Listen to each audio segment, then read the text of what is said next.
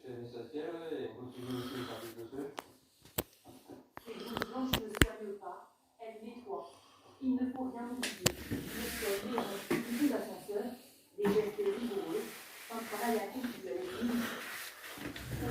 Des fois, en aval, en double, en triple, même on essaie de faire le plus de fois les fois en contact, on essaie de faire au maximum. En 15 ans de métier, jamais l'Italie n'a été aussi impliquée dans la lutte contre la maladie.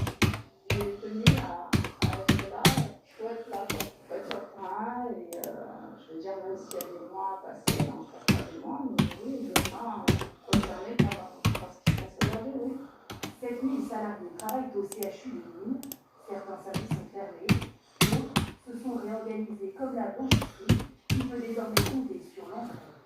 Je pense qu'on est resté visible quand même. Mais là, c'est bien parce qu'on a des renforts de plusieurs secteurs. Donc, ils vont, c'est pas facile et que c'est du travail. Cet ergothérapeute vient de passer une semaine à trier le linge. On est finalement content d'être aussi passé par là pour se rendre compte de la charge de travail et de l'importance que ça a. Pour nous, après, derrière, on nous arrive. Au sein même de l'hôpital, ces métiers de l'ombre gagnent en visibilité. Depuis le début de l'épidémie, par mesure de sécurité, les logisticiens distribuent en main propre aux soignants les précieux masques dans chaque service. Bonjour. Ah, c'est la livraison. Merci. Le patient a besoin de tous les corps de métier, pas que du soignant. Il y a toute une holistique derrière qui est des fois bien plus grosse que les soignants. Et au bout de la chaîne, les déchets. La surconsommation d'équipements jetables pour s'occuper des malades du coronavirus entraîne une surcharge de travail pour éduquer ses collègues. Il y avait des activités de soins à risque infectieux, qu'on traite assez régulièrement, les rotations sont beaucoup plus importantes. Il est midi. Depuis 1 mois et demi, c'est l'heure pour le personnel administratif de s'improviser livreur pour la distribution des doses. Pardon. Là, je continue à faire mon boulot quotidien, mais en plus de ça, pour rajouter les dents, on se sent quand même utile. Petit bonheur de la journée, souvent, les gens font tout. Avec cette crise, les invisibles de l'hôpital, ces métiers souvent peu reconnus, sont plus que jamais essentiels pour les soignants et les patients. À la une également, l'état d'urgence sanitaire prolongé jusqu'au 24 juillet, décision actée aujourd'hui en Conseil des ministres. Parmi les mesures annoncées, la quarantaine et l'isolement imposés à toute personne entrant sur le territoire français. Par ailleurs, les agents de transport pourront à partir de 11 mois verbaliser les usagers qui ne portent pas de masque. Le gouvernement a aussi planché sur un autre point, la création d'un fichier des personnes contaminées et de celles qui ont été en contact avec elles. Un point qui fait particulièrement débat. Thibaut Malingrin, la Bordier. Ce n'est pas un, mais deux fichiers que le gouvernement souhaite créer. Le premier recenserait les personnes infectées par le virus. Il serait notamment alimenté par les laboratoires qui ont réalisé les tests. En plus de l'identité, ce fichier conserverait les données médicales, les résultats des tests, les traitements suivis ou encore les mesures d'accompagnement dont a bénéficié le malade. La population française y est plus ou moins prête. Tout ce qui peut donner des informations pour limiter la pandémie, moi je suis pour. Tant que ça permet de lutter efficacement, pourquoi pas. Voilà, la question que je me pose, c'est la sécurité de ces données.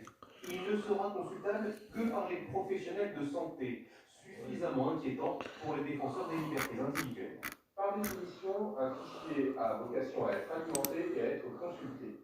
Qui sont ces professionnels de santé? C'est évidemment votre médecin, mais c'est également le médecin de qui a besoin de connaître votre état de santé, c'est-à-dire votre banquier, votre assureur, votre patron. Le deuxième fichier viserait à recenser les personnes ayant été en contact avec un porteur du virus. Ce traçage serait effectué par le médecin ou un personnel hospitalier pour l'entourage proche du malade, par l'assurance maladie pour l'entourage plus large, et par l'agence régionale de santé pour déterminer l'ensemble des chaînes de transmission. Des données sensibles partagées par de nombreuses personnes.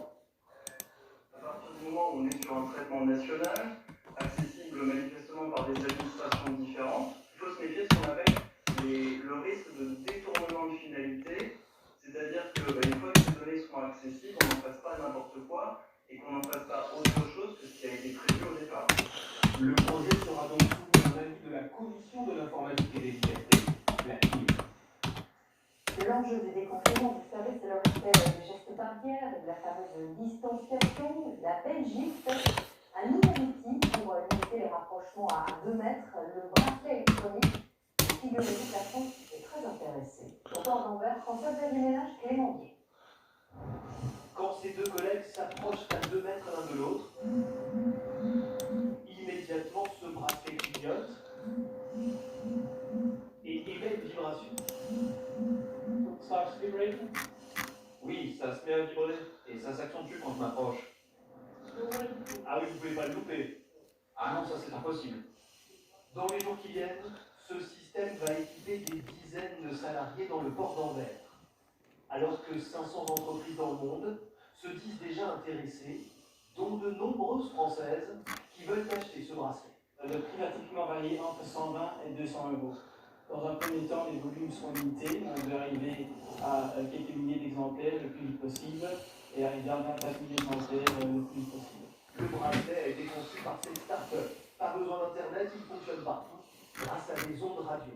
Pour le port d'Anvers, la priorité aujourd'hui, c'est d'équiper un maximum de salariés avec ces bracelets, et ça pour redémarrer l'économie de ce port l'un des plus importants d'Europe.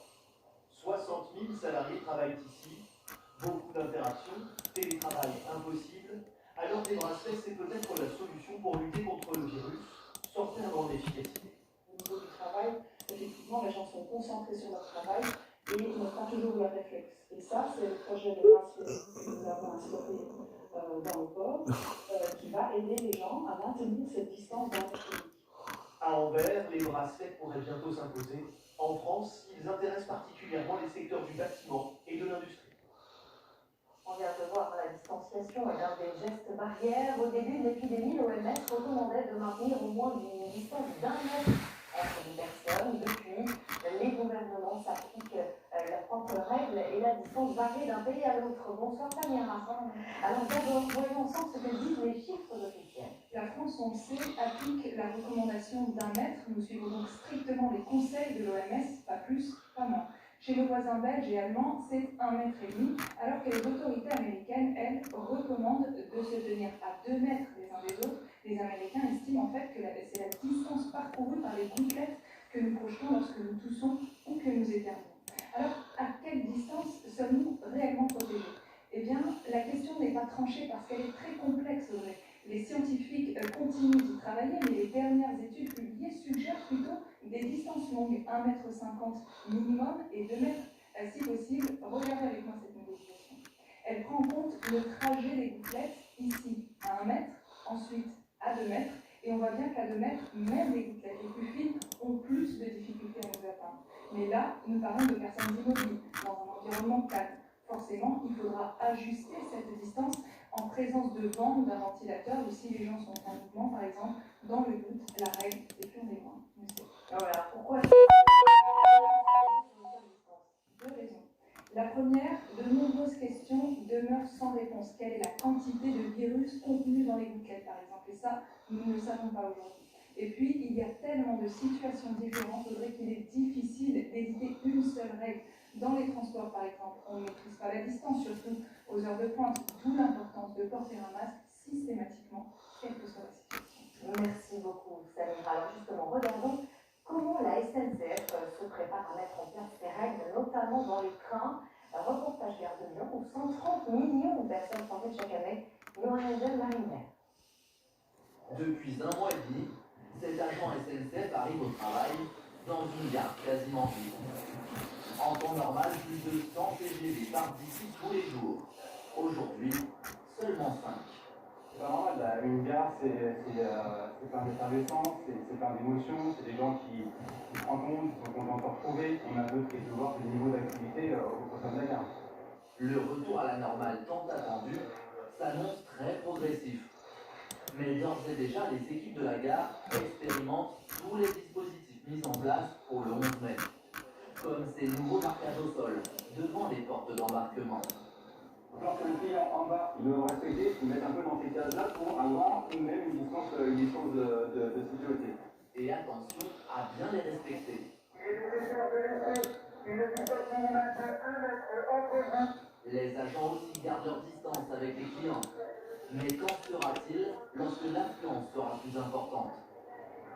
Là, il y a 130 clients, d'habitude, c'est des trains qui sont 500 voire 1000 clients, donc on ne peut pas comparer ce qu'on fait aujourd'hui-là à ce qu'on va devoir faire demain. Une incertitude aussi sur le temps qu'il faudra pour embarquer. Car pour les trajets longue distance, les contrôles de police vont se poursuivre. Seuls ceux qui travaillent ou ont un motif d'urgence pourront voyager jusqu'à nouvel ordre. À bord, la SNCF ne vendra à l'avenir qu'une place sur deux. On a traité en sanitaire de pleine obligation, c'est-à-dire qu'un côté de moi qui s'intéresse pas au traité. Ce sont des mesures d'assurance pour que la personne ait un cadeau. La compagnie ferroviaire ne s'arrête pas là. Elle prévoit aussi de doubler la plupart de ses TGV. Et pour pouvoir encore accentuer justement l'espacement entre chaque client, on a ouvert une deuxième rame. On va éparpiller les clients qui sont à la base prévus sur une rame. Des décisions coûteuses pour la SNCF, puisqu'un trajet n'est rentable que si le train est rempli à plus de 60%.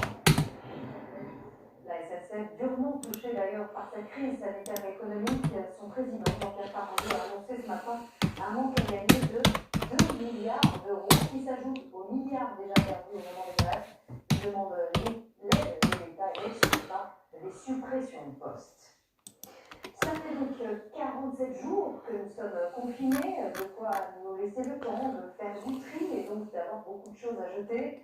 Les déchetteries ont le droit d'ouvrir et vous allez le voir, elles sont prises d'assaut. Johan Novine et Dominique Paris.